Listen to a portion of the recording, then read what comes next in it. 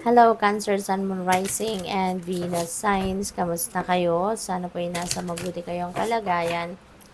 Welcome back po sa Star Tarot. At kung bago kayo dito, welcome din po kayo. Please subscribe, like, share my videos, and leave me a comment kung nakaresonate po kayo. Thank you. So, tignan natin kung ano yung mga messages ninyo. For today, we have Temperance energy. So, temperance is about guidance, no? So, baka marami ditong mga divine guidance na paparating sa inyo rito. So, make sure na nakikinig kayo lagi sa inyong intuition at you are paying attention to the subtleties, mga nakikinig kayo or pinapansin ninyo dapat yung mga signs, symbols, and synchronicities na maaaring nandiyan dyan sa paligid ninyo. Okay? Kasi that is divine guidance. This is also about healing, no? So siguro ang iba sa inyo also is going to receive that healing powers or healing energy ng divine, no? At kayo ay baka merong sitwasyon na magagamot na or baka meron din kayong baka meron kayong physical ailments, no? So siguro na gusto mo rin na magamot. So you are going to be receiving that healing energy. So we also have Four of Wands. Ayan. So there is union, ano? There is a union of two people din dito. Baka merong in love, no? Kasi baka meron ditong kasalang magaganap. For some of you, uh, kung hindi man kayo ikakasal, baka meron kayong dadaluhang kasalan, no? Baka meron kayong pupuntahang naimbitahan kayo for wedding, pwedeng ganon. This could also be union, no? Kasi there could be a reunion dito of family and friends or mga magkakatrabaho dati, no? Baka kayo ay magsasama-sama, may reunion, something like that. So, there are, gatherings, no? Social events, social gatherings na pwedeng attendan din ng iba sa inyo dito, Cancer. Kaya, have fun and enjoy. Okay? So, what else? We have the Fool. Wow, exciting ito. Kasi magsisimula kayo dito ng bagong ganap sa buhay. You are starting a beginning, new job, new career, new friendship, or baka meron kayong business proposal dito na matatanggap, no? At maaaring kayo ay magsisimulang magnegosyo, makipagsosyo, yung mga ganon. Pwede rin na magta-travel ang iba sa inyo rito, Cancer, no? This is you also taking risk and taking a chance, no? On various things sa buhay. Baka meron ditong kailangan kayong baka meron kayong gagawin sa ngayon wherein baka meron kayong gagawin wherein hindi pa ninyo ito nasusubukan ever, pero baka sa ngayon maglalakas kayo ng loob na gawin na ito, so possible yan. So tignan natin kung ano pa yung mga messages ni Cancer, no? Let's see, ano pa yung mga mensahe para sa'yo sa ngayon.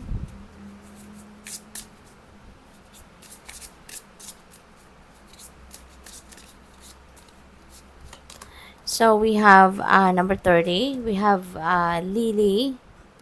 So this is definitely this is definitely balance, no? Is coming back to your life. Kasi this is about balance, no? Nasa taas din niya si Temperance. So magiging maayos, no? Magiging maayos na ang inyong kalagayan dito kasi mababalanse nyo na yung lahat-lahat sa buhay ninyo. Magkakaroon na kayo dito ng mas maraming oras, 'di ba? Para mabigyan ng pansin, mapagtuunan ng pansin, or mapagtuunan ng inyong atensyon ang every area of life. Kaya napakaganda. There will be time for your work, there will be time for yourself, there will be time for your love life, yung ganon, no?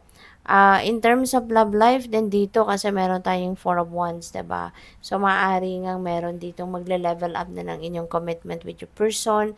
Pwedeng meron kayong